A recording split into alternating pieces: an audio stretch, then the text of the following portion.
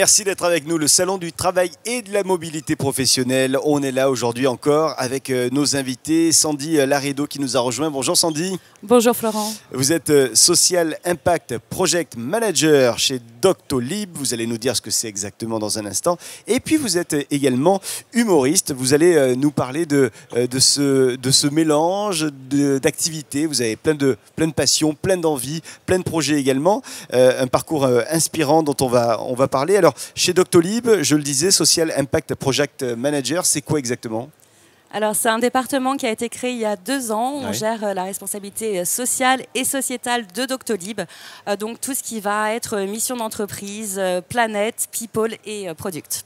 Et donc, vous avez également en parallèle été formé pendant 2 ans dans une école, mais pas n'importe quelle école. Oui, j'ai eu la chance, il y a bientôt 2 ans, de rejoindre l'école de One Man Show, qui est une école pionnière. Ça fait 20 ans qu'ils forment des humoristes et j'ai suivi le parcours pro depuis 2 ans et je terminerai au mois de juin.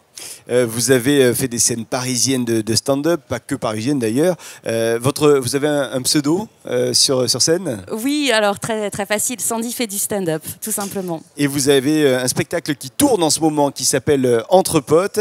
Vous avez également co-créé le Léopard Comedy Club. C'est un plateau de stand-up. Ça se passe comment ? Alors, le Léopard, je l'ai monté avec mon metteur en scène qui s'appelle Florian Guérin. Ouais. C'est au Léopard Café, une fois par mois. Et on a une sélection de 8 humoristes, généralement qu'on connaît, qui nous ont fait rire ou qu'on a croisés dans des cours. Toujours une parité parfaite, 4 hommes, 4 femmes. Et généralement, ils ont 5 minutes pour nous faire rire. Où vous trouvez le temps de faire tout ça ? À la fois le job et puis à la fois également l'humoriste et puis la création de plateaux d'humour. Et je me pose la question tous les jours. Ouais. Je me pose la question tous les jours. C'est une vie très active. C'est une vie qui est non-stop. Je suis vraiment à la minute près dans ma vie. J'enchaîne. Après, la chance que j'ai d'avoir ces 2 métiers, c'est que ça peut s'enchaîner parce que j'ai mon métier de jour et les comédie clubs, les plateaux, le théâtre, généralement, c'est le soir et le week-end. Donc, c'est juste une vie à 100 à l'heure tout le temps. Des fois, vous devez arriver le lendemain au travail épuisé par la veille et le spectacle que vous avez donné. Alors oui, ou l'inverse. Ouais. L'inverse est vrai oui. aussi. Parce que j'avais imaginé que peut-être j'aurais des semaines calmes où je pourrais être beaucoup au théâtre ou des semaines très très actives au théâtre avec des semaines C'est pas le cas. différentes. Et c'est pas le cas. Généralement, les pires semaines du bureau sont aussi les semaines où je suis tous les soirs sur scène. Mais ça se fait. Alors, du coup, je me posais la question, vous avez fait donc cette école de stand-up. Est-ce que vous auriez pu est-ce que vous auriez pu monter sur les planches sans faire d'école ? Est-ce que ça aurait été possible ? Alors, c'est possible. Ouais. Je vois beaucoup d'hommes, majoritairement, qui le font sans école. Moi, j'ai pas cette confiance, j'ai pas ça. Je pense que l'humour, ça s'apprend, qu'il y a des techniques et qu'on gagne énormément de temps et d'années en faisant une formation. Donc, effectivement, je suis formée par l'école du One Man Show. J'ai fait des stages au cours Florent. Je rejoins un stage à l'Académie d'humour aussi fin février.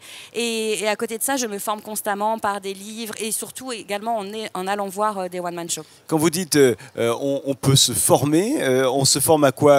À l'écriture, à la gestuelle sur scène, quelle est la formation ? Alors généralement, il y a des cours d'écriture et puis il y a des cours d'interprétation. C'est vrai que le métier d'humoriste, il est assez complet dans le sens où on écrit nous-mêmes nos textes. Donc déjà, il faut des textes qui sont très forts, très percutants. Mais ensuite, il faut savoir les rendre sur scène. Et ça, c'est un métier de comédien que je ne connaissais pas pour apprendre la gestion de la voix, la gestion du stress, la respiration, la présence sur scène et énormément de choses comme ça qui sont très, très utiles, même quand on fait du stand-up et qu'on est juste avec un micro et une lumière. Est-ce que ces notions-là que vous avez pu apprendre, elles vous ont été utiles également dans la vie professionnelle ? Oui. Certaines en tout cas. Oui, c'est vrai. Ouais. Ça apprend à être beaucoup plus à l'aise également. Moi, je donne beaucoup de formations chez Doctolib en diversité et inclusion pour les employés de Doctolib. Et ça m'apprend à mieux gérer aussi cette prise de parole en public. Qu'est-ce que vous aimez le plus quand vous êtes sur scène ? Les rires. Ouais. Les rires, je pense que c'est un métier incroyable. On est récompensé immédiatement, en fait. Quand on écrit en cours ou seul certains textes et qu'on voit que ça fait rire, que ça marche, que ça fonctionne, parfois on est surpris par des rires aussi. On ne s'attendait pas à ce que cette blague soit particulièrement drôle ou c'était pas une blague au moment où le public rigole. Et ça donne énormément d'amour. Et alors, je vais vous poser la même question sur votre métier avec Doctolib. Qu'est-ce que vous aimez dans votre métier ?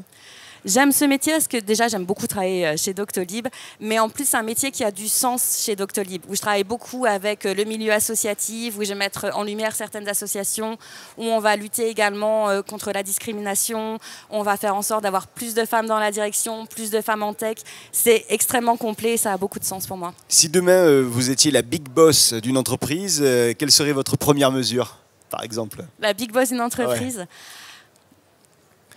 Je pense que ça serait beaucoup sur la diversité et l'inclusion, mais justement parce que je suis très ancrée là-dessus chez Doctolib, m'assurer déjà faire un audit et m'assurer d'avoir plus de parité, plus de chances pour les femmes et plus de chances pour les minorités. Est-ce qu'il y a des rendez-vous à nous donner pour les prochaines semaines, les prochains mois en tant qu'humoriste? Oui, ce soir à 18h, j'ai mon premier plateau en anglais au Kibélé.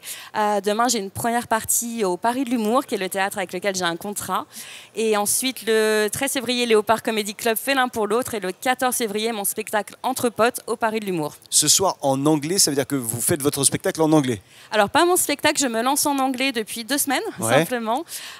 Et j'ai un comedy club qui me fait confiance ce soir pour 5 minutes pour me tester en anglais. Ouais. Bah, écoutez, bonne chance alors. Merci beaucoup. Heureusement que c'est pas moi qui suis sur scène ce soir. Oui. Merci en tous les cas. Sandy Laredo, Social Impact Project Manager chez Doctolib et humoriste également. On va vous suivre sur vos réseaux sociaux. Sur les réseaux. Sandy fait du stand-up. Merci infiniment. Merci infiniment et bon salon et puis bonne représentation ce soir notamment.